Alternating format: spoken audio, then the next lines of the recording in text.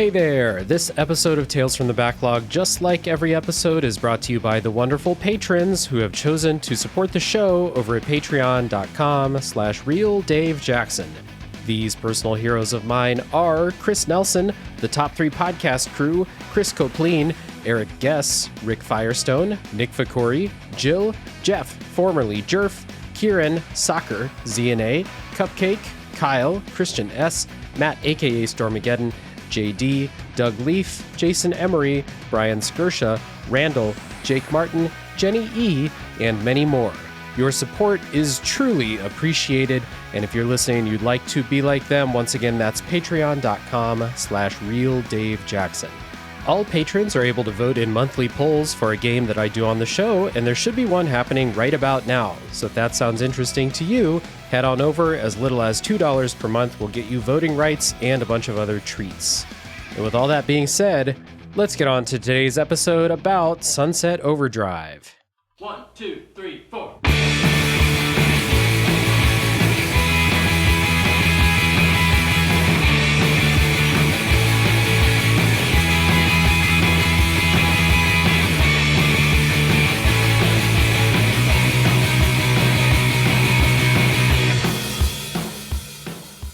Hello everybody, my name is Dave Jackson and you're listening to Tales from the Backlog.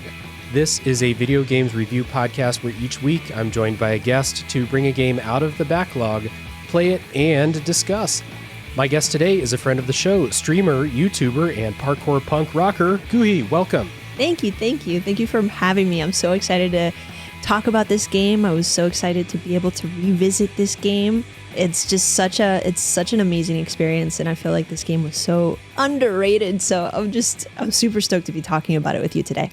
Yeah, absolutely. It's great to have you on the show. It's good to meet you for the first time. And today we are going to talk about a game that I feel like is not really talked about a whole lot anymore. So I'm pumped for that. That game is Sunset Overdrive, which is an action game developed by Insomniac Games and published by Microsoft Studios for Xbox One and PC in 2014. Weird to see an Xbox exclusive Insomniac game in this day and age. That was a trip for me. Yeah, for sure. I mean, we're seeing games like Ratchet and Clank now more recently, and those remakes of those games, although done really, really well, are PS5 exclusives. So it is definitely different. It's a change of pace. Yeah, Spider-Man games and stuff, but cool that I could play an Insomniac game on Game Pass. So if you are listening and you have not played Sunset Overdrive, this is kind of another unique-ish episode. We usually do no spoiler sections and then like that spoiler wall and then full spoilers after that. This game has a story, like by definition, there is a story in the game, but there is really nothing of substance in the story that can be spoiled. It's more of like a carnival of events that happen. Like there's no possible way that I think you can get spoiled on this game. So we're not going to do the spoiler section in this. We're going to try to keep it like general in the podcast anyway, just because like I don't want to talk shop too much for people who haven't played the game.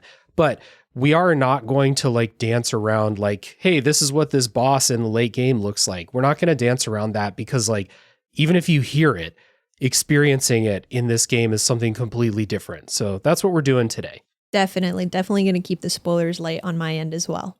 Yeah, awesome. So we will start the show, as always, with elevator pitches in case people don't know what Sunset Overdrive is. I say grind, wall run, bounce, vault, and grind. It's the same. It's the same gist. Just keep moving. This is my elevator pitch. Absolutely. We should probably throw like shoot in there somewhere, but it's all about moving and shooting.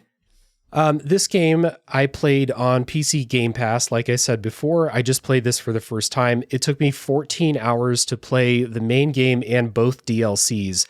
The DLCs are included in the version that's on Game Pass at the time of recording here. So where did you play this and how long does a playthrough take you? I played when it originally came out. I can't tell you how long it took me the first time, but when I played through it again, kind of focusing a little bit more on getting the game done.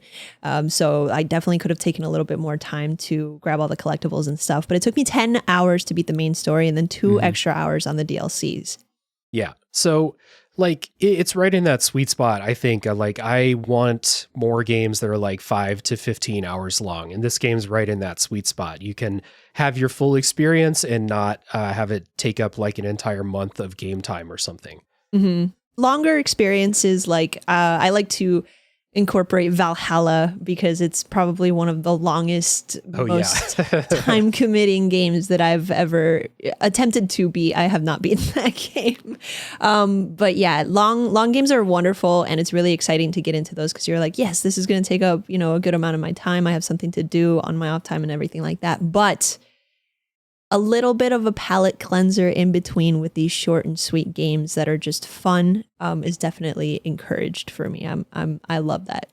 Yeah, absolutely. Like I'm no stranger to long games either. I just recently beat Baldur's Gate 3, all 100 hours of that, but it is nice to get a, like you said, a palate cleanse. So speaking of, what about Sunset Overdrive first appealed to you the first time you played it? You said you played it at release. So what was interesting about it? And then tell us your history with this game in particular. I didn't know anything about it until I got it. So when I bought the Xbox, it came as one of those bundle packs. I believe it was this game and also maybe like a Forza or something, another Xbox exclusive. And I figured I'd play it because it was quote unquote free. It came with the Xbox. Yeah. Within about an hour of playing the game, though, I knew it was going to be a favorite. I fell in love with the game. It was an arcade game that I didn't know I needed. I had been playing games like at the time I was playing Alien Isolation and Shadow of Mordor, two games that take themselves very, very seriously and are completely different genres. So it was a nice, refreshing break from a game that takes itself very seriously to a game that is intended to be there to have fun. And I just had, a smile from ear to ear as I was playing through this and experiencing all the funnies and the gameplay, the fast-paced gameplay and everything like that. Replaying it recently because, we were doing this podcast, I was like, let me get a refresher because I don't know what the game, your memory butchers a lot of what a game was, especially if it came out 10 years ago. Yeah. But it reminded me of what I loved about this game. And I was surprised that it aged well. Yeah. Yeah. Before you played it, did you have any other experience with Insomniac stuff before that, like a Ratchet and Clank or something like that? I grew up on adventure games like that. I grew up on Crash Bandicoot, Ratchet and Clank. My parents were one of the few that didn't allow me to play M for mature games. So I was pretty much exclusively playing games like Ratchet and Clank and Crash Bandicoot and all those adventure type. What is another one? Jack and Daxter. Oh yeah. Yeah. So those games I definitely grew up on. So this was a welcome addition to those types of games that I had strayed away from since I was able to play other games that were rated M. Definitely went on a binge with the GTAs and the Call of Duties after I turned 17. So yeah, this was a welcome addition to the genre. Yeah. The contrast, I guess, between playing this and then Alien Isolation. Like, I don't think you could pick two more opposite games to play back to back. To be fair, Alien Isolation gave me anxiety.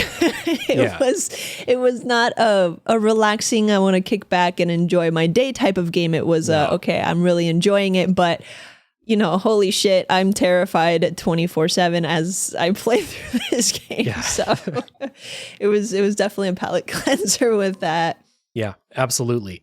For myself, so I had an Xbox 360 and I never got the Xbox One. I kind of skipped that generation.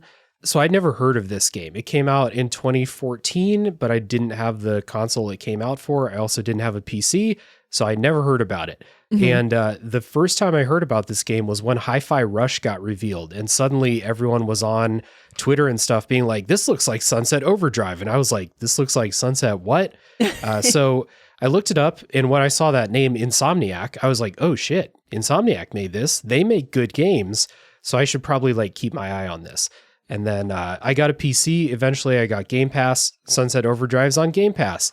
And then a friend of the show, Jared from Play Along Podcast, picked this for me to play on their kind of side series they do, where they bring on a guest. Each person recommends a game to each other that they've never played. They call it Get Wrecked. And Jared recommended Sunset Overdrive to me. I recommended Stranger of Paradise Final Fantasy Origin to him. And if anyone's interested, you can go listen to that episode on Play Along Podcast to find out about our thoughts about both of those games. But that was really what got it out of the backlog for me, was Jared being like, all right, Dave, you're playing Sunset Overdrive. And then as the show goes, I can't really play a game that's like 15 hours long and then not do a podcast about it on this show. I don't have enough time to just not do that. So we put it on this show. We got Goohi on the show today. Little opening thoughts here about Sunset Overdrive. First of all, before I get into anything else, you want a game that is just fun to play and move around in and shoot stuff. That is Sunset Overdrive. Super, super fun, satisfying game to do the parkour and grinding and bouncing and, ground pounding and shooting and all of that stuff. It's really, really good.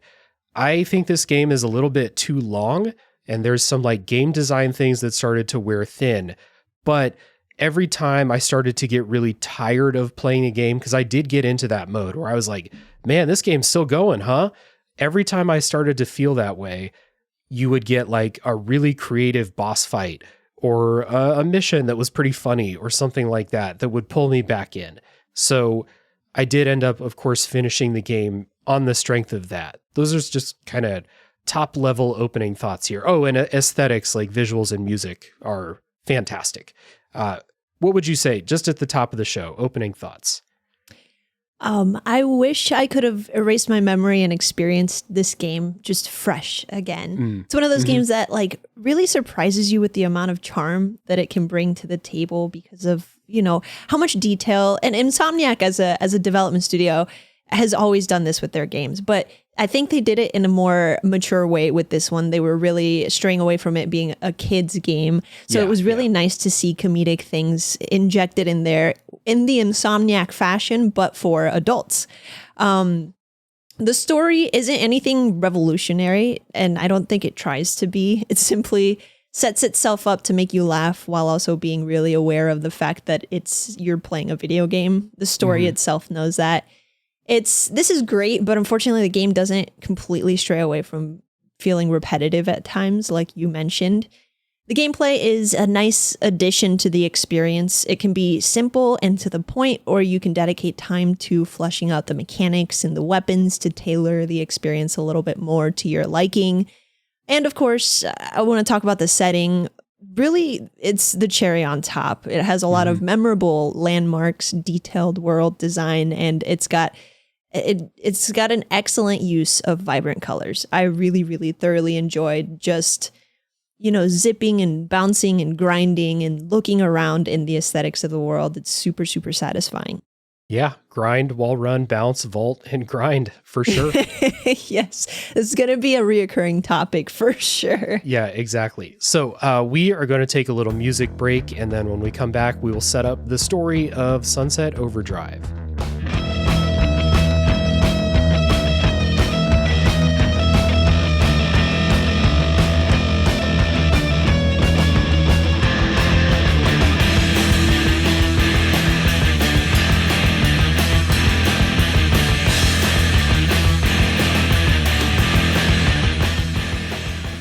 Sunset Overdrive takes place in the year 2027.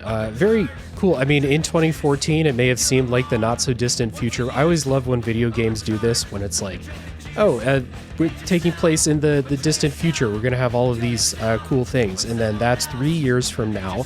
So this is what we can look forward to in the future. It takes place in Sunset City, where you play as an employee of the Fizco Corporation. And you create a character. It's a pretty fun character creator, I think. Like, this is a really goofy game, so they give you a bunch of goofy clothes and haircuts and stuff like that to give your dude. Like, I had like a nice like white tank top Hawaiian shirt combo on my character with like a pompadour haircut. It's a good time. Yeah, I had I think I had a mohawk. I don't know, something that I wouldn't normally do in a game, and some short shorts and, a tank top. But yeah, it's definitely something where, and I was surprised by the variety of the outfit choices as well. I didn't remember how many outfit choices there were. And if you're into that, which personally, I could look like a bag of trash in any game and be totally content with it, but it is a nice addition for people that do enjoy to collect different outfits and really make their character look unique throughout the entire experience. Yeah, for sure. You can pick male or female for your character. The voice actors are, for the female voice, it's Stephanie Lemelin. Hope I'm saying that correctly. And male voice, Yuri Lowenthal, famous Insomniac voice collaborator. So your nameless character, by the way, your character is nameless. You don't give them a name. And in the game, they comment on the fact that your character doesn't have a name. I forget what they call you. They just call you like player character or something like that whenever a name should pop up or something. Player one. Yeah, exactly. Something like that. Your character begins kind of on the run as these people that are consuming this energy drink from Fizco turn into zombies overnight. Like they drank too much, something's wrong with the drink. So they turn into zombies, and the opening of the game shows your character at work. You're a janitor for the corporation, and shit hits the fan and you run away, and then the story is on, basically. After that, like, again, this is why we're not doing a spoiler section. There's not a lot of like plot to the story. Like, you just go from place to place, meeting different groups of survivors, and you're going to take it to the corporation. That's what the story is. And it kind of fits in with the tone of the game too. Like this, we're punk rock and we're going to stick it to the corporation here. For sure, for sure. They do have a lot of memorable characters throughout the story, but I 100% agree. I mean, it starts with, let's get out of here, and then it ends with, let's stay. So you're like, excuse me, like, what do you mean, let's stay, let's get out of it? There's no point in trying to follow the plot, but it is definitely an experience trying to figure out what you're going to see next. I think that was the most exciting part of the game. Yeah, let's see. Like, we have the group of characters that's like a group of LARPers who've set up like their own role-playing kingdom. And this is like, it is like the zombie apocalypse, but it's all in like a goofy comedic tone in this game. Like, this is the least gritty zombie apocalypse story that's ever been told. So you'll meet like the LARPers, you'll meet like the group of like cheerleaders or something that have like Mexican Day of the Dead face paint and stuff. It's a real smorgasbord of weirdos that you meet. So like when you're talking about memorable characters, for sure, lots of those. The guy who likes to make entertainment out of everything. I don't know if you remember him. He's up in the tree. He's got this gut. He's like, hey, I want to film you doing crazy stuff. Oh yeah.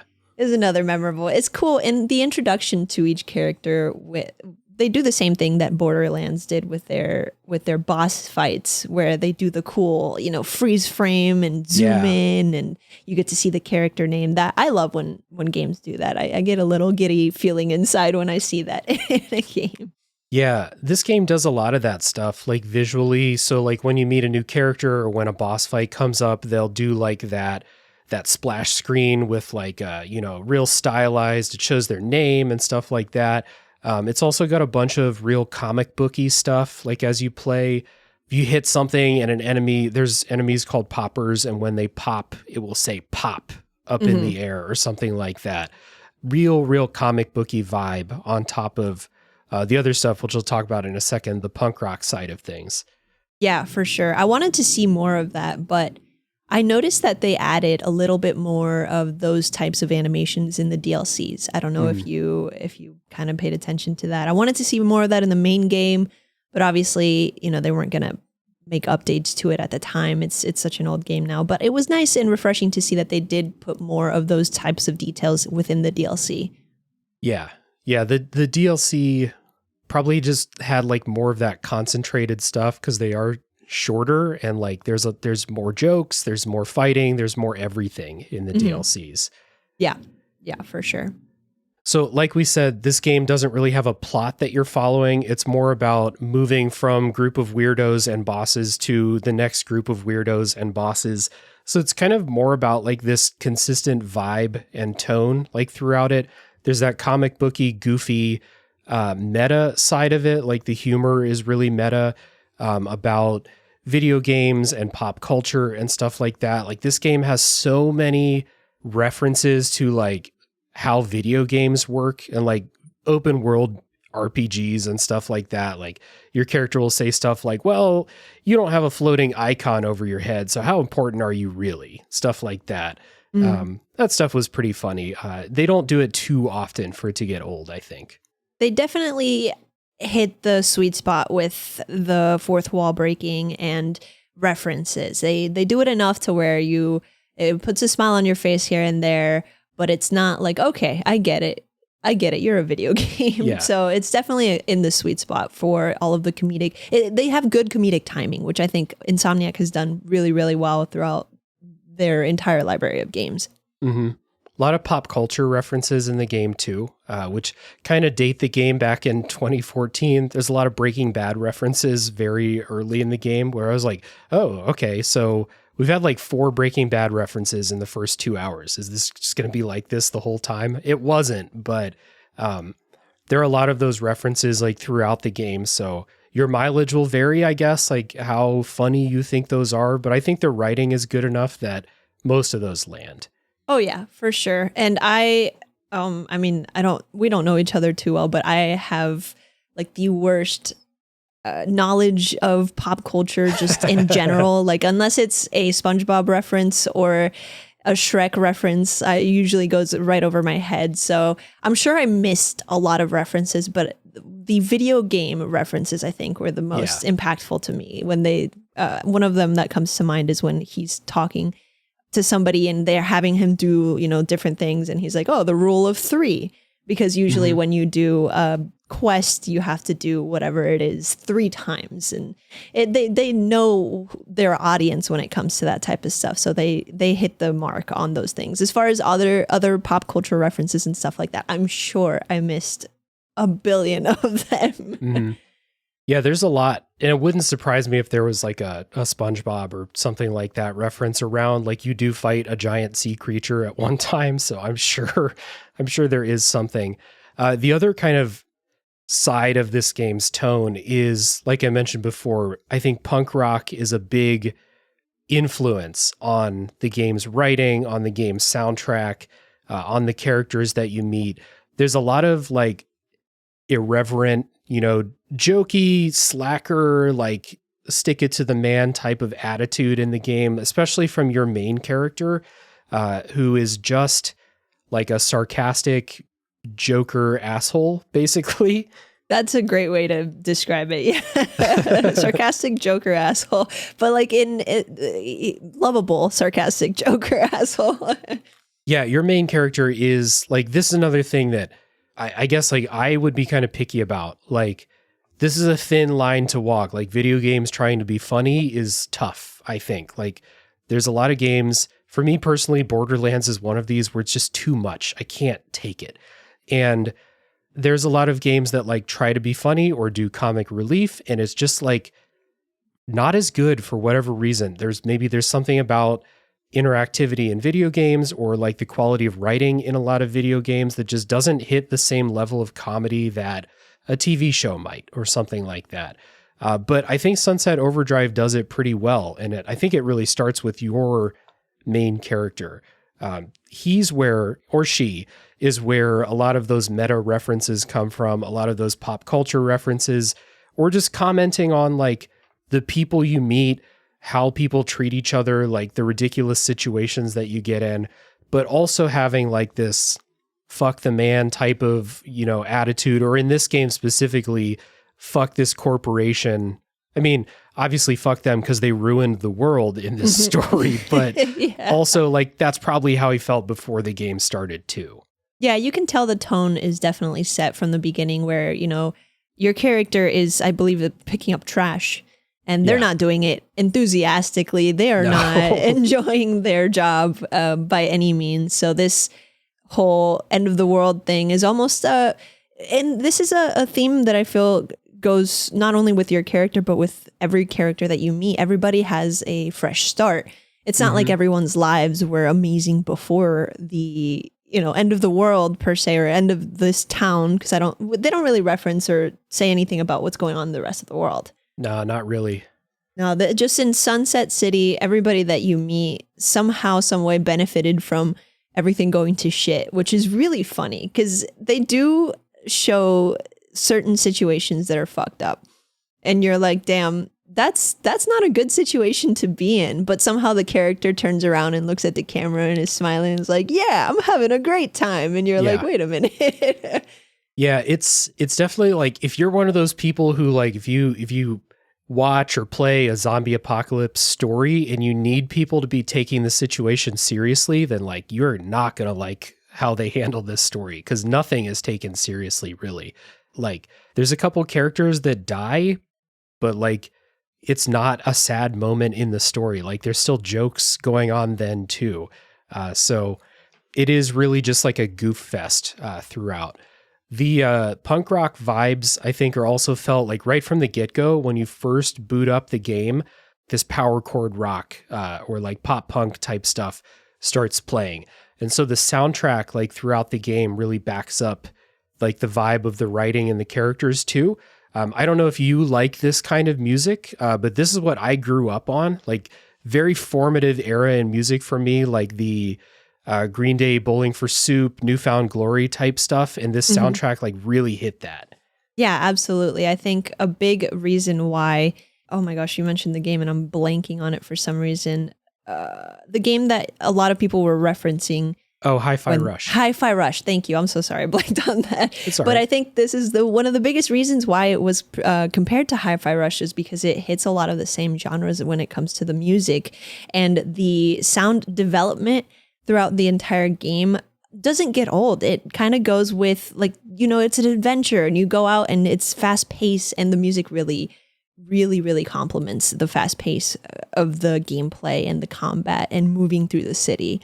Yeah, I'm basically like, I have the music taste where I think I could just listen to like 3-chord, like power chord rock for hours, basically, and there's songs that have vocals and stuff like that too, but there are songs that play when you are just like grinding around the city and stuff like that are just like these repeated 3-chord structures from, the pop punk that I grew up listening to. So like, as soon as that started, I'm right at home. It really reminded me of like that one album by the Hives that got famous back in the day. Just like, it's not a sound that you hear in video games very often. So like when I booted it up, I was just so happy. Like, hit me with some power chords. You're just going to tap right into like my nerve center. It's great. Yeah. And I can't say, so I'm not a big music junkie. I know it's crazy to think about.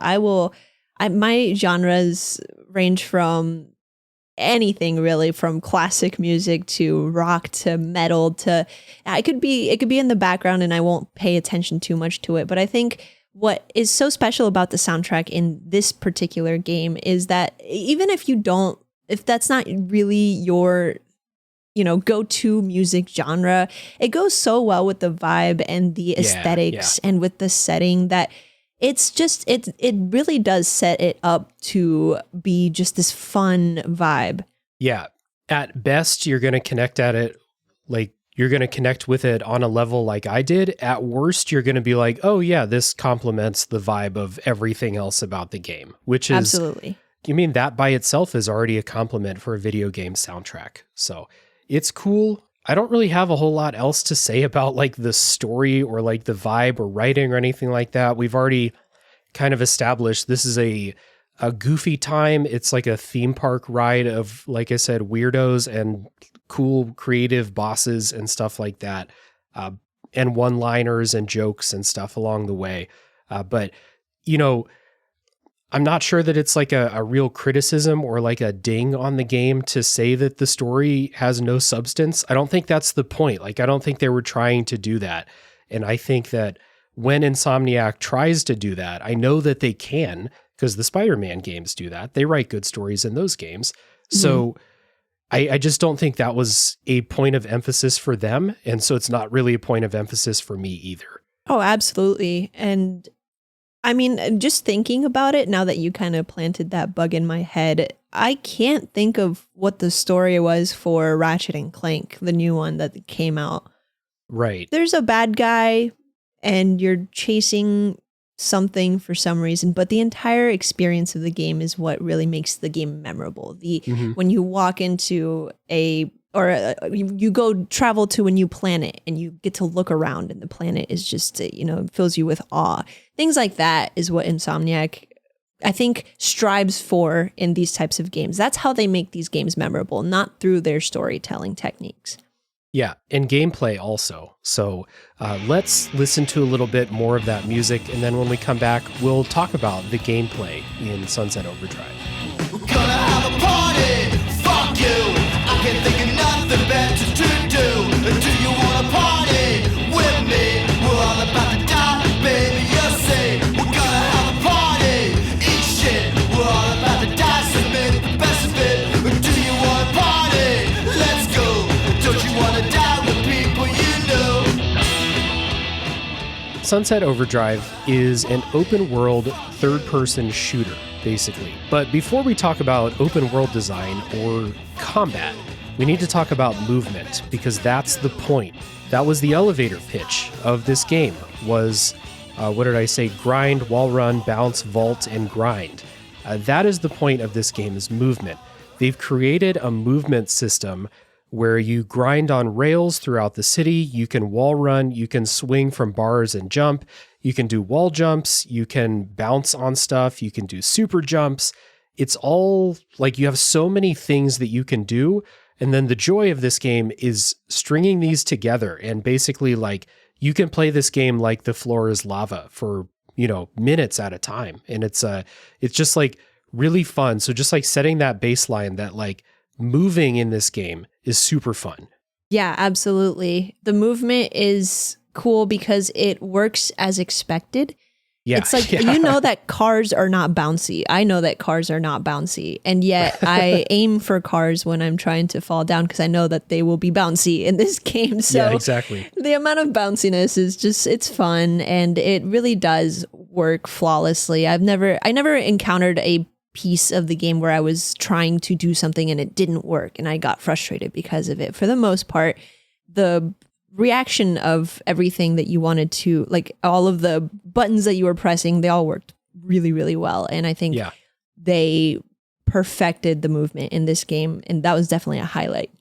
Yeah, that's a good point. Like, so we talk about this, like you're grinding, you're wall running, you're bouncing, you're vaulting, all of these like complicated verbs that you're doing. But like you said, they work as expected and they're easy to do. Like wall running is easy. You press one button when you're near a wall, your dude will start running. You press one button when you're getting up to a ledge and your dude will vault over it. You press one button to grind. You don't have to balance when you grind. This isn't Tony Hawk. It's just, it's all set up in a way to be easy. It's all set up in a way like the world design is set up so that you can keep doing this forever. Like this is not a world that is designed with realism in mind. It's designed so that you can grind forever, basically. Mm-hmm. Exactly. Which is really fun. It's really fun to think about. And you mentioned Tony Hawk, and I totally blanked, but I did think at one point, this is like a diet version of a Tony Hawk. Like you have your combos and stuff that you can do as you traverse through the world, and they're not nearly as difficult, but it definitely has the same feel to it. Yeah. Absolutely. Like that endless feel of stringing together combos and stuff like that. The only thing missing is if they gave you a score for, well, they do give you a score. You get like a style score. The style points. Yeah. I never really paid attention to that. It helps you in gameplay. Like I think maybe you do more damage or unlock like higher level abilities or something if your style is higher. Yes. So if you have, I forget how many levels at this point, but the more you build your style, the more amps are activated, and your amps that you have in your weapons will, do more damage and or whatever abilities you have. There's so many of them that you really can't, narrow it down to one thing. But for example, if you have a weapon that has an amp on it that eventually starts freezing enemies, it will not be active until your style points hit a certain amount. Right. And amps, for people who didn't play, are little customizable things you can attach to either your weapons, or there are amps that you just like put on your character, basically. Yes. So think of them as rings or something like that. I don't know. But Yeah, so good point. You are incentivized to build up that style, and the only way to build up the style meter is to keep grinding, wall running, vaulting, all of that, and stringing those things together. That's one way they encourage you to keep doing this, like always be using these movement mechanics. The other way they encourage this, actually, there's two more ways.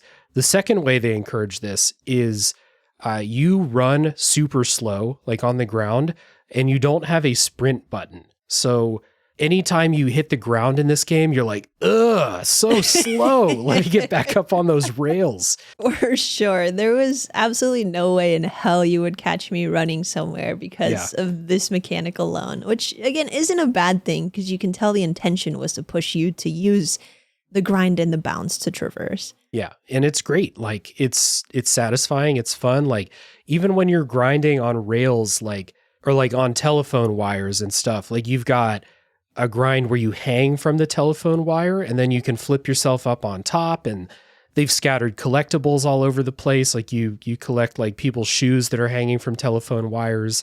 So as you're going around, you always have stuff to look out for. If you're into collectibles, you can do that, as a lot of Insomniac games do.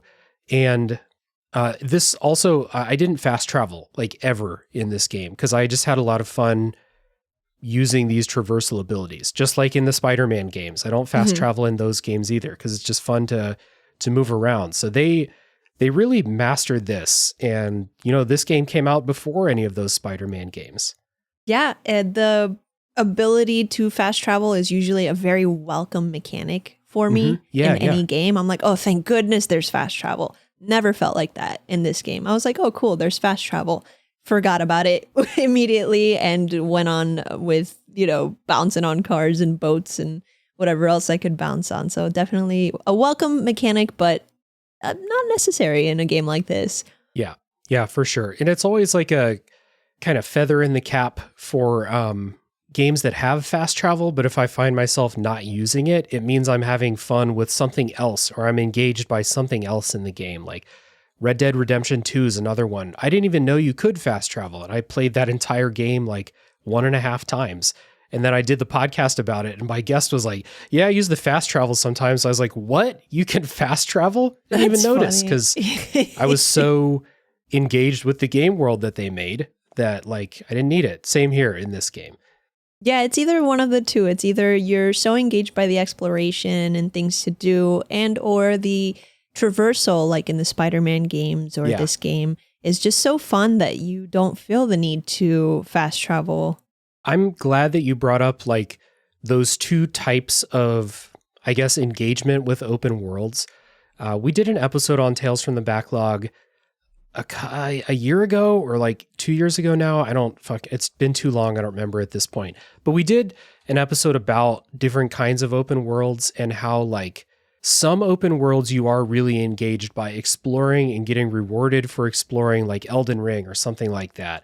And then there's other ones where like the exploring is not worth it. Like it's not really worth it to go out of your way and be like, hey, I wonder what's like under that staircase. There's nothing under the staircase. So don't even try.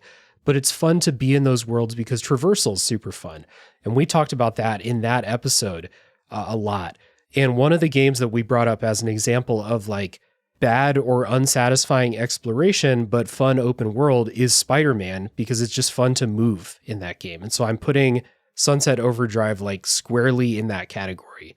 You will not be rewarded for exploring off the beaten path in Sunset Overdrive. You don't even really have to. The only things that you can find out there are some places where you find side quests, some places where they have like challenges, like movement challenges or like, hey, speed run these 2 city blocks, like follow this path and see if you can do it in 15 seconds. Like you'll find challenges like that, but those are marked by huge glowing icons that tell you that it's there. Like you don't find those by exploring. You'll just be moving around and be like, oh my God, there's a giant green thing, a traversal challenge. We'll go check that out.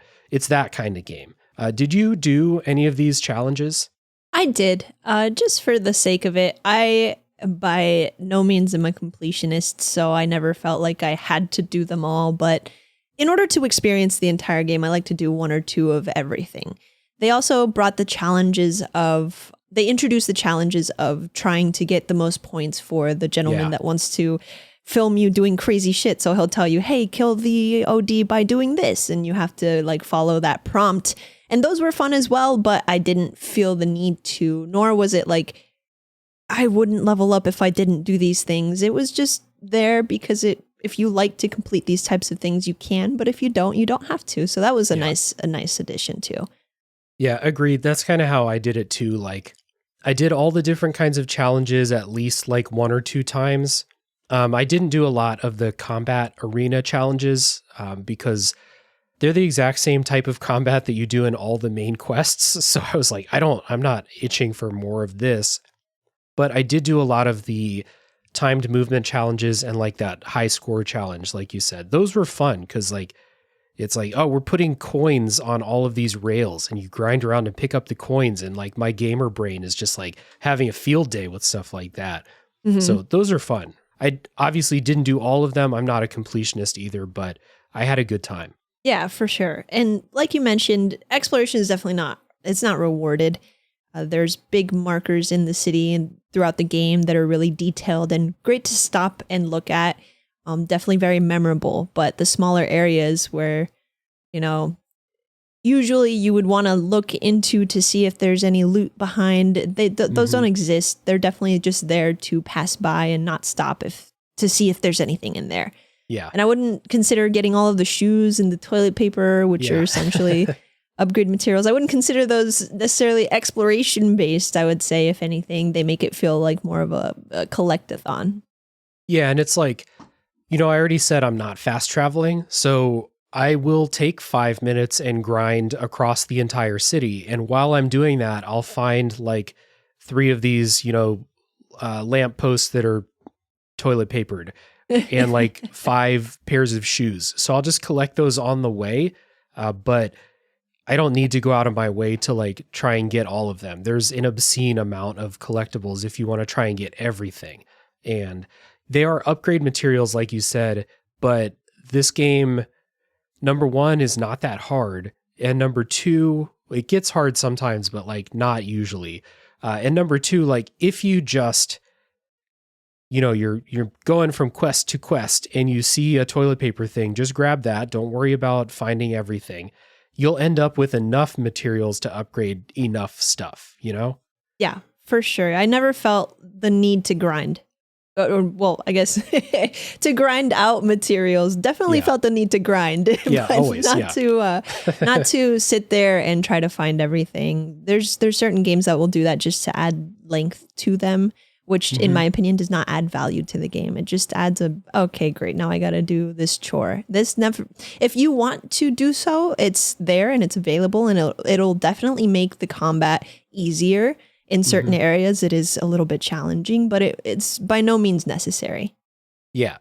Yeah. So like, rest in peace to all the 1,000 gamer score sickos out there when they play this game, because there's a lot of stuff to collect. But that's not me, so I got enough of those things, just the way I play. Definitely. We're on the same boat on that one. Yeah.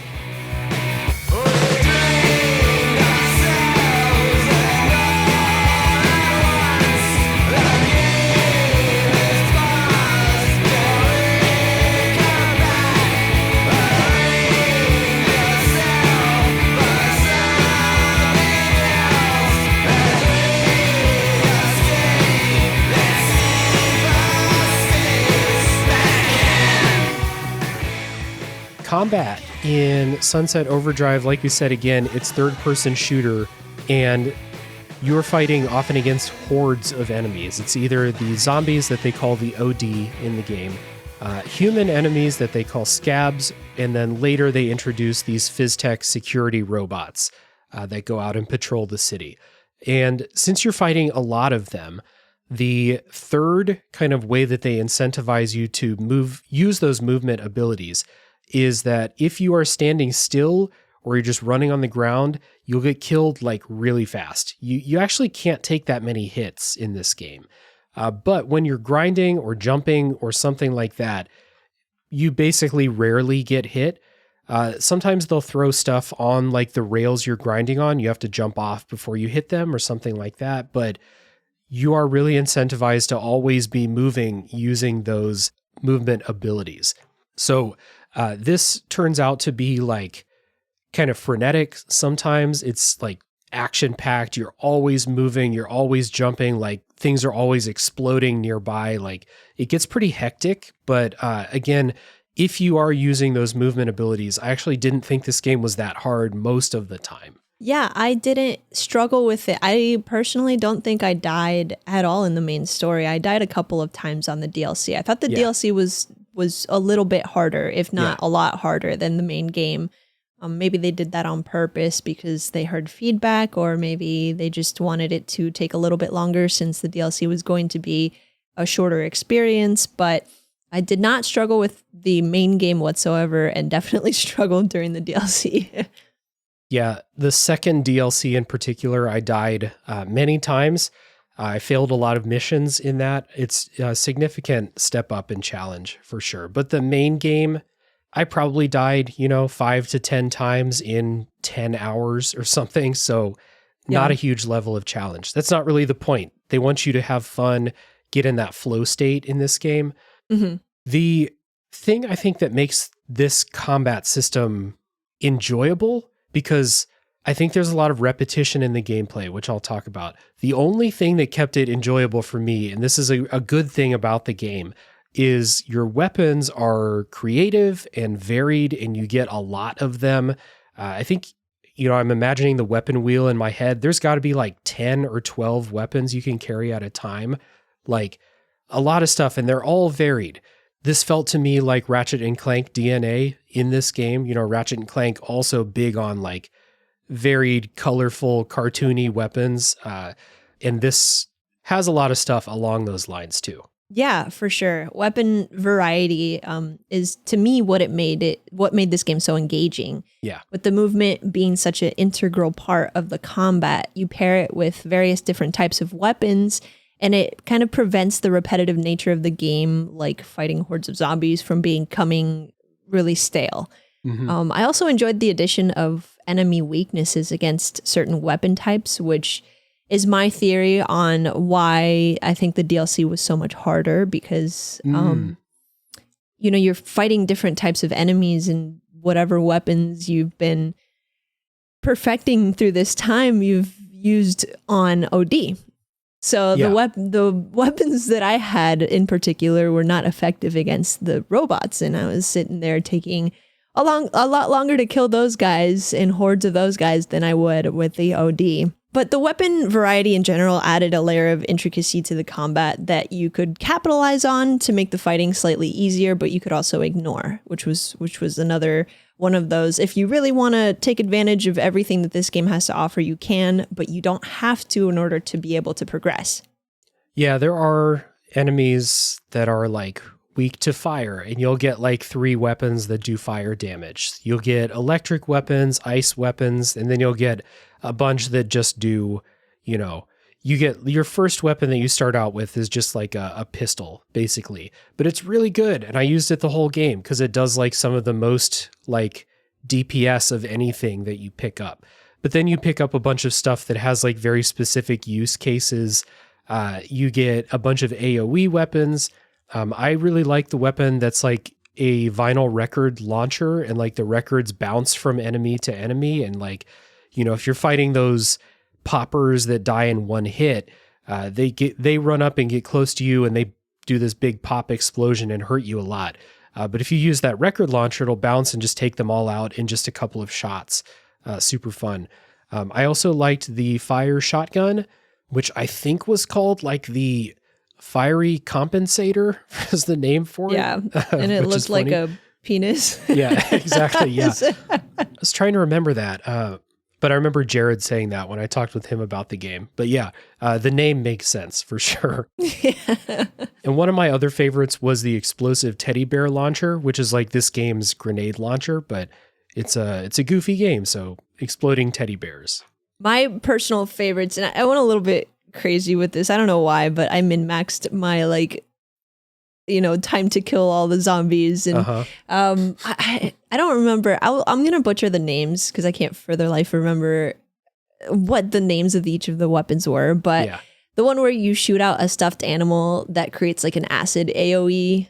I used the freeze bomb, the overcompensator, which was the one that looked like a penis. Of course, that's the only one who I remember the name of because I have the humor brain of a toddler. And then the starting pistol I used throughout the game as well.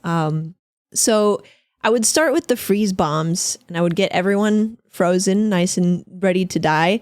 I would throw in some acid teddies and it adds dots to the enemies as well.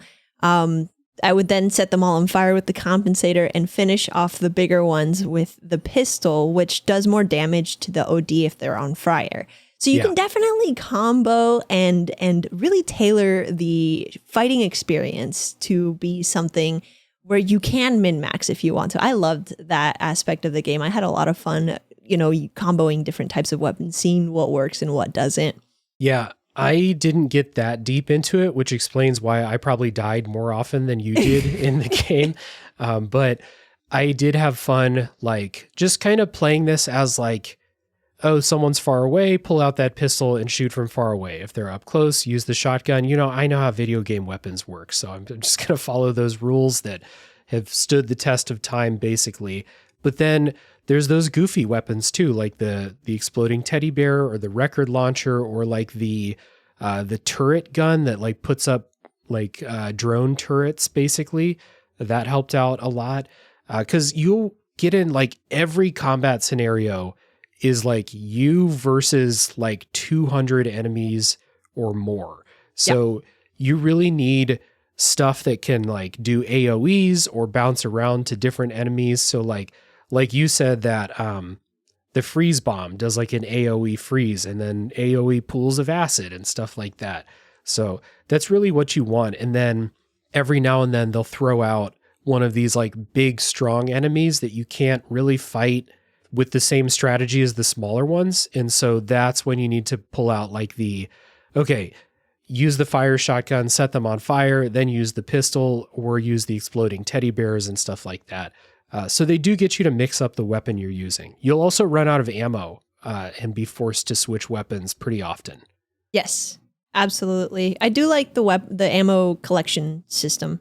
It adds another layer of incentivization of going out and trying to actually fight them with the melee weapon because you'll find a lot of boxes near the enemies and stuff like that. Yeah, you have a melee weapon that you pick up. And if something's just right up in your face, you can bash them. You can do that while you're grinding too. Like, should go without saying, you can shoot and everything while you're grinding or while you're in midair and stuff like that. But the other thing is like you can do with your melee weapon, you can do this ground pound, which will kill a bunch of things in an AoE. And then after you do the ground pound, you can do like a super bounce back up in the air and then keep the movement chain going. So like, it's just like a flow state. When you get in the flow state, even in combat, it can be really satisfying. You feel like nothing can touch you. Yeah, for sure.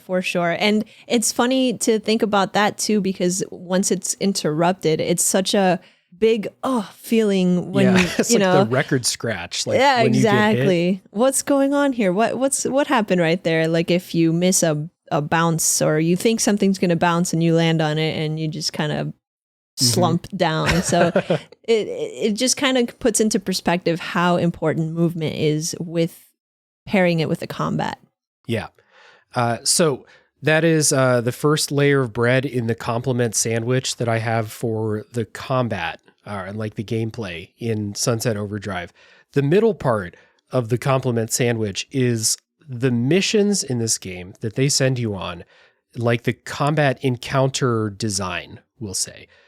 Mission design and encounter design is not varied enough for how long the game is. There's like 3 kinds of missions in the game, and it took me 14 hours to play. The last DLC really mixed up the gameplay to a point where I was like, what the fuck even is this right now? When you like, you're not even a person anymore. And it's super fun. But it's either like okay, you're doing a mission. You go to this place and there's a bunch of OD and you need to kill all the OD. Or you're riding on a vehicle and you need to protect it. Or you have these tower defense missions for like your main quest giver, Floyd. And I don't like tower defense in general, like in any video game. These in particular, I was like groan out loud every time they brought one up. It's because it's like they give you these traps and you go around and set up your traps and you're trying to protect the vat where like the OD juice is that all the zombies want and shit. But I don't know, something about it. It's like you do it once and then the second one comes up and it's exactly the same as the first one. And then you go to a new place and you do the third one. It's exactly the same as the second and first one. And I was like, oh man, this stinks. It's just a lack of variety in the things that you're doing because every combat is basically the same. There's, I don't know, 10 enemy types between humans, OD, and robots. Mm-hmm. And there's dozens of them in every combat encounter. So like, it's fun to do the combat. It's fun to move around, but you are doing the same thing the whole game, basically. Yeah, I mean, they definitely introduced the gist of the game within the first, I would say, 2 hours, if that. And I completely agree that mission variety is not something they put a whole lot of thought into. But I think what saves it for me is that the characters you meet throughout the story are super charming. What is essentially that there's a point in the game, this is the most spoilery I probably will get, where it's essentially just an escort mission, and that's with the LARPers, the crazy LARPers, because they do mention that they are insane and they think that the LARPing has become the real life. But I hate escort missions, and it's essentially an escort mission. You have to take these guys and they have to gather food for their community or whatever. It was still worth experiencing, even though I'm not a fan of escort missions whatsoever, because those role-playing nerds were insane. The bard is singing a really funny song, if you're paying attention to what he's saying. Gets killed midway through the mission. They're like, wait, what happened to the music? Oh, he's dead. You know, stuff like that really saved the game in parts where the gameplay lacked a lot of variety. Yeah.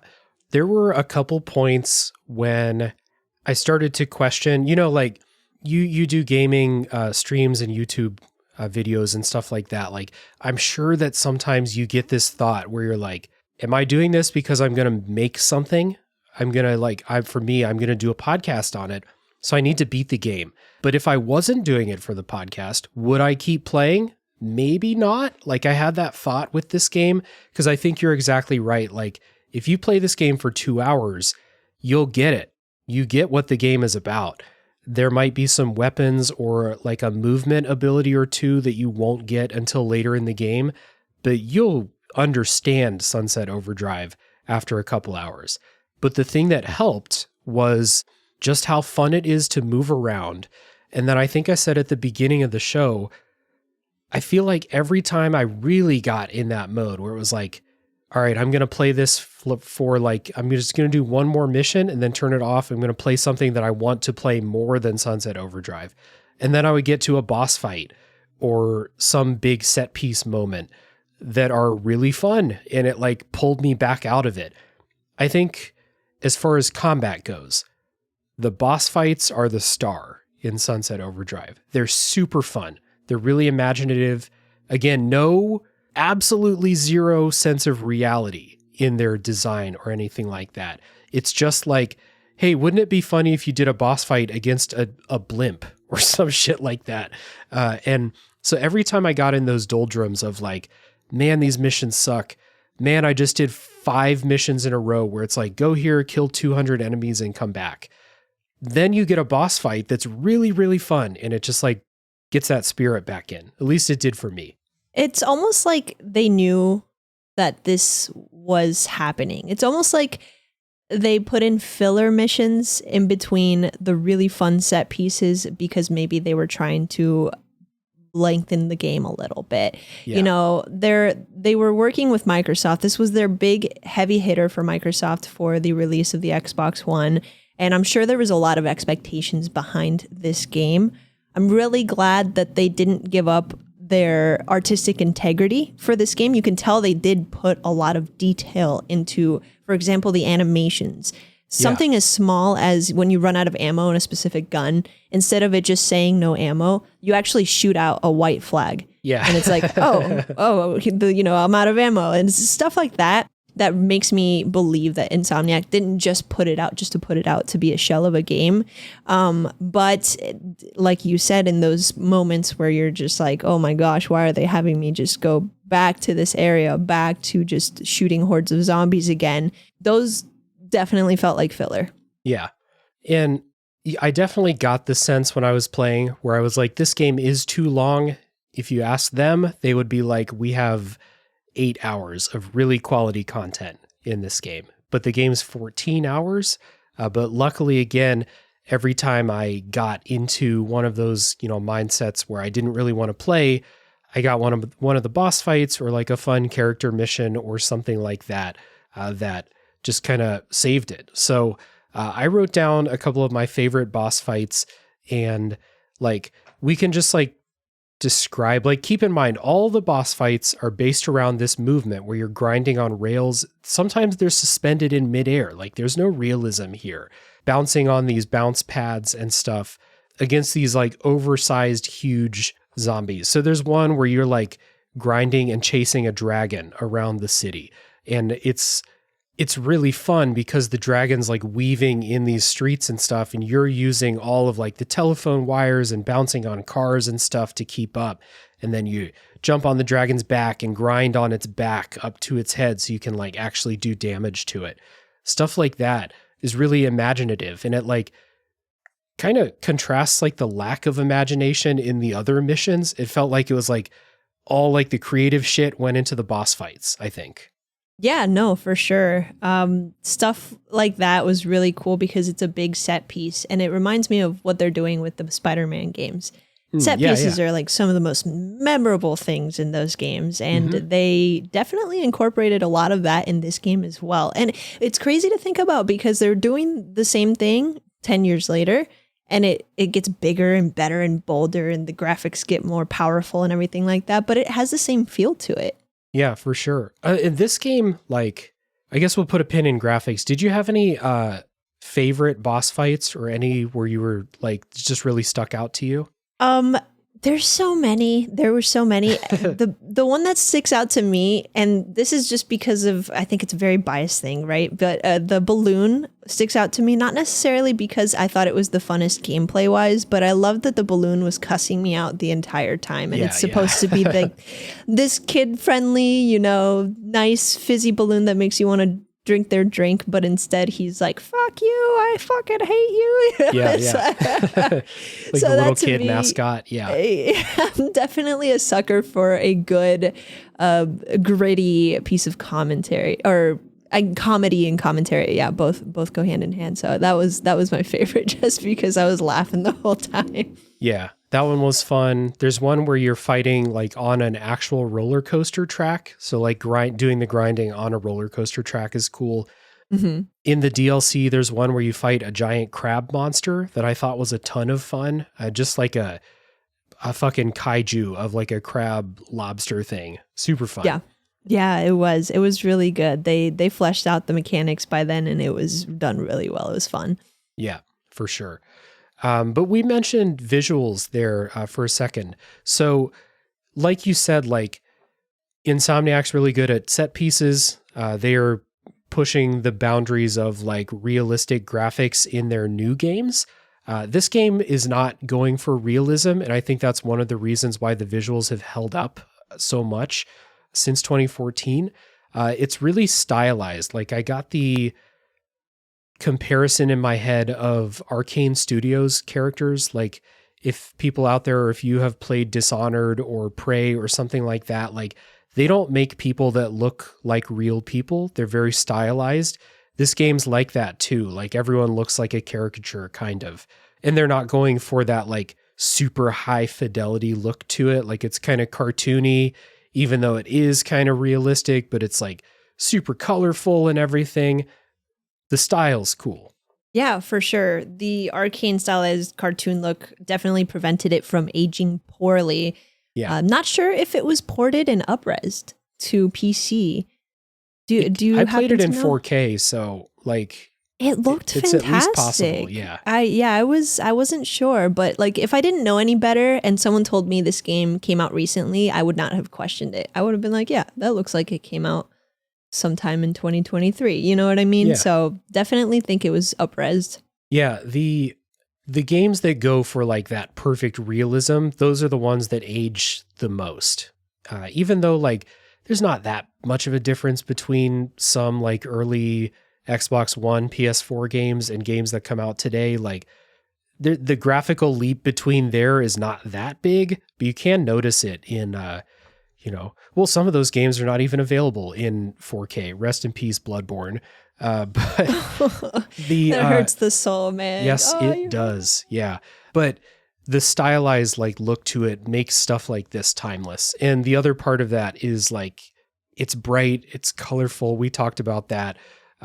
Lots of like, I would say like orange is the dominant color in this game.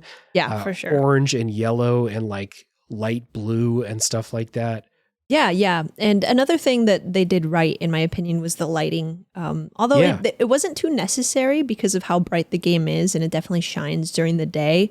There were missions. I think the missions dictated, or the part of the story that you were in dictated whether or not it was day or nighttime. But Yeah. during the nighttime set pieces, there was really awesome highlights of certain areas of the map that used lighting, like the neon lights and the blimps and the balloons were all, lit up. They used it very, very effectively. Yeah, for sure.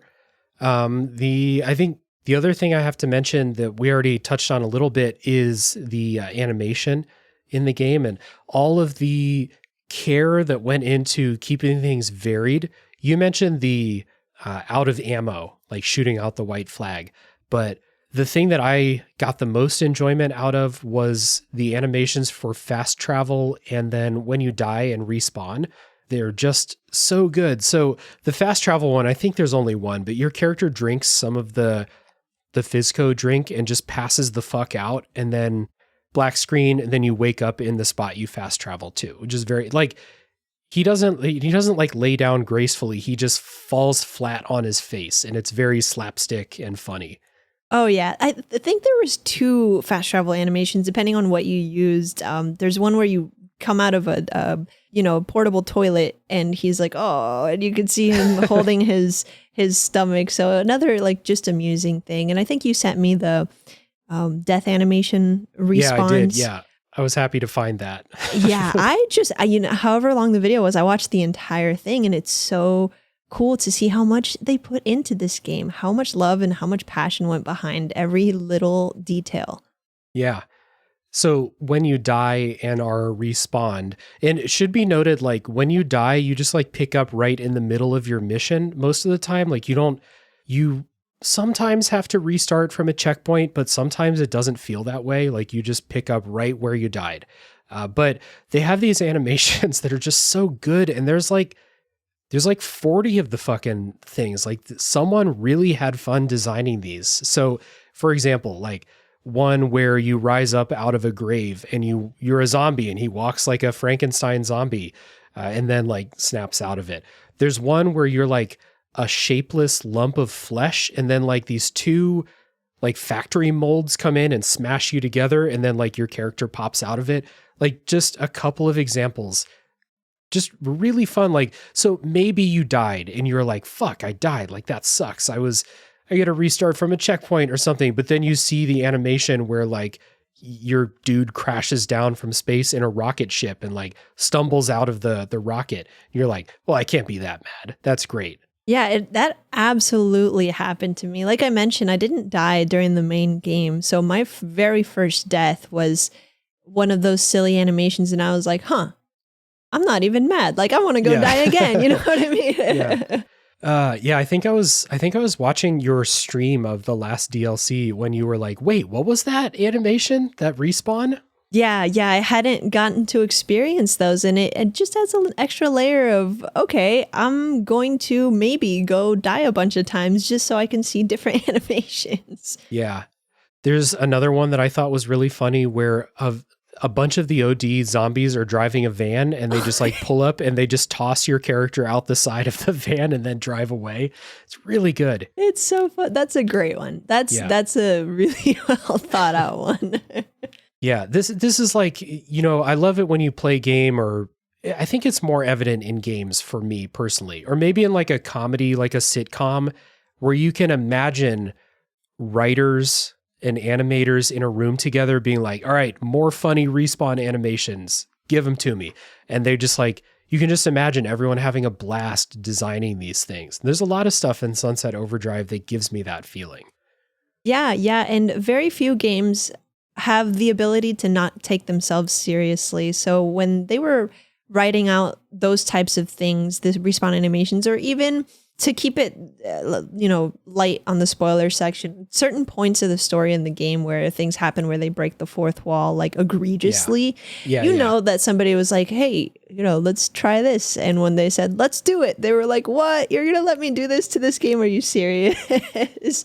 So yeah, it definitely had some moments where I was like, okay, this is cool. I like this game. This is allowing the writers to have a lot of fun with it, and they're not taking it too seriously. Yeah. One thing along those lines is around the town, you'll find these TVs that are playing this TV channel called Sunset TV. And it's the former community manager at Insomniac is the guy on the screen, like doing that TV show. And they do a very funny, like egregious fourth wall break later in the game with that guy that was like, when it happened, I was like, this is very, very funny. And again, like, you can tell they're having the best time writing and designing, and then this guy performing these things. Yeah. You can really see the amount of love they had when they were putting things into this game, when they were writing for it and animating for it. It made me love Insomniac even more than I already do. I don't think that they could probably put out any sort of game and it could be the weirdest idea ever, and I would be like, yes, I want to play that game. I will definitely enjoy that game. Yeah, 100%.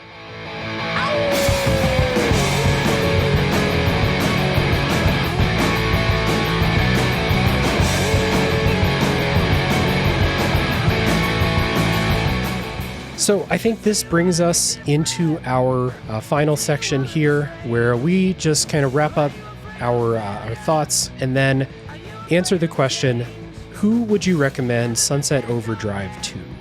So I would say, I'm going to kind of do this backwards. I'm going to answer the question first. Okay. You mentioned you didn't love the Borderlands games. I think that some are better than others. I'm a big fan of the first one. I loved the introduction to that type of like comedy genre in video games in the first Borderlands game. And it'll always have a special place in my heart. So if you loved the Borderlands games, and not just for the looter shooter portions of the gameplay portions, but because they have charm and great comedic value, then I would recommend this game to you. The fourth wall breaking is fun throughout the entire game. It's really emphasized in the end as well. The art design and animations were detailed and were hit out of the park.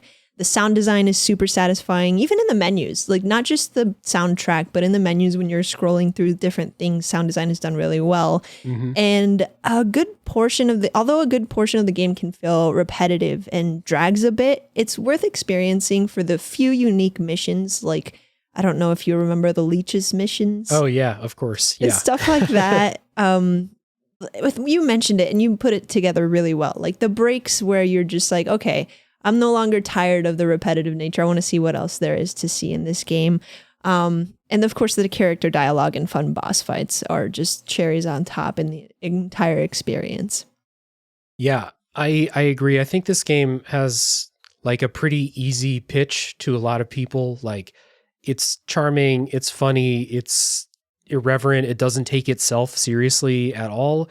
But under all of that kind of like not taking it seriously in the story, like the gameplay design I think is really good. And like I think the things that they emphasized the most were setting up this movement system, making fun boss fights and set pieces. And they did that really, really well. So like we've said, it's a really fun game to play.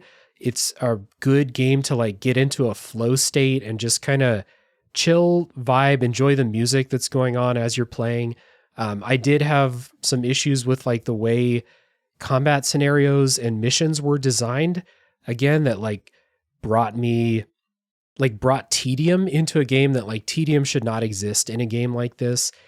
So I do think this game's a little bit too long, but the recommendation is still pretty easy. Like, I think that this is a game that a lot of people are just going to pick up and be like, oh yes, this is really fun. Like, this is engaging. It's satisfying. It's what you want, like in a game like this, that's movement based and fighting hordes of enemies and stuff. I do think that like you could just like install this on Game Pass, play it for a couple hours and be like, yeah, I get it. I understand what this game's about. Like, I don't think you need to beat this game, but if you do jump out early, you will miss some of like my favorite boss fights and set pieces and stuff from the later game. And especially the 2 DLCs were full of really memorable stuff. Stuff we haven't talked about in too much detail. Not that it would like ruin your experience to get spoiled, but like, to me, it would be like a very surface level, like, hey, you remember that time when this happened? And yeah, that was fun. But like, there's not a lot of depth to it, but experiencing it for yourself is a good time. So I don't really have a lot of people that I would say like, you shouldn't play this. Like, again, if you want all your zombie apocalypse stories to be gritty and realistic, then don't play this. But I think everyone has it in their heart to play a goofy zombie apocalypse story. So pretty easy recommendations. Game is fun. Insomniac, good at making video games. Who would have thought? I love that. The Unga Bunga version, game fun, play game. Yeah, exactly. This is a very Unga Bunga type of game. You will get that type of enjoyment from it. Yeah, for sure. Yeah. So if your lizard brain likes grinding around and shooting a bunch of zombies, yeah, you'll find something here. So again, no spoiler section, so we're going to wrap up the episode here, and we'll start with our plugs. So, Goohi, tell people about your streams, about your YouTube channel, and anything else that you have going on. Hey, thank you. So yeah, I have I do stream, but not as often as I used to. I have shifted focus to my YouTube channel because we're doing a lot of fun projects on there. We have weekly videos that come out that are either let's plays or game guides and or reviews. So we have a little bit of everything. I work with 2 other people. Senis and Kopak are my partners in crime when it comes to that. And because we have 3 different people working on the channel, we have a lot of variety. I'm more of the goofy personality who likes to get into discussions and just, be everywhere between really serious or just always goofing around. And then Senis and Kopak are more of the very serious min-maxers, hardcore gamers. So we complement each other pretty well. They're 2 of my best friends, and it's really fun to have that channel. So if you guys are at all interested, you can follow my YouTube channel. It's Goohi, ITSGOOHI, and it's pretty much that with every other major social media platform. Awesome. Yeah. And so like I've watched you stream, I've checked out some of the stuff on YouTube. This will date this episode because it's going to come out in a few months, but like recently I've seen some stuff where you're doing a Let's Play of the new Prince of Persia game, which looked really, really cool. I'm not sure when I'll get a chance to play it, but it does look tight. So you can go check that out on the channel. A lot of like co-op gaming content, Fortnite, and I was looking back in the archives, saw some Lethal Company, which is a game that brings a lot of comedy and good times out. So giving people an idea of what kind of stuff they can expect. And it's all fun. It's good stuff. Yeah, absolutely. We cover all the latest games, and the Friday Funnies are my favorite because it's Unga Bunga content. Yeah, good stuff. So again, I recommend people check out the YouTube channel, follow on Twitch if there's going to be streams going on too. And I'll put links down in the show notes for that stuff so they can find you easily. Thank you. And one last thing, I would just want a huge thank you to you, Dave, for reaching out. I told you before we started, this is one of my favorite things to do is to hang out and talk about video games. So it was a wonderful experience being on here with you. You're an absolutely lovely person. I can't wait to hopefully do more projects in the future with you. Yeah, of course. Yeah, thank you so much. This has been a great time. We talked about before, but like, you worked with the Offshore Games Cast on their huge Game of the Year project that they do every year that I also participate in. And been following the channel for a little bit now. So it's good to connect as always. And we can always look forward to more podcasts and stuff in the future for sure. Awesome. Thank you. Thank you, Dave. All right, now time to talk about myself. So if people want to support this podcast, again, the best things to do are to, if your favorite podcast platform allows it, like on Apple Podcasts or Spotify or Podcast Addict, you can leave a rating and review. That's really helpful. If people are looking for Sunset Overdrive podcasts, it will help them find this one. The show's also on YouTube. You can go subscribe. Right now, I don't do anything except just upload the podcast there, but if I ever find some free time, I might try making an actual video sometime. Who knows? But the show is on YouTube if you like to listen to podcasts on YouTube. So you can go subscribe there. You can also join the Discord server, come in. If you've played Sunset Overdrive and want to talk about it, that's a great place to do it. We have a lovely, welcoming community in there, and we would love to have you join too. There's an invite link down in the show notes. I do another podcast called A Top 3 Podcast. That one is just top 3 lists. Sometimes we do drafts for different topics. That's a good time.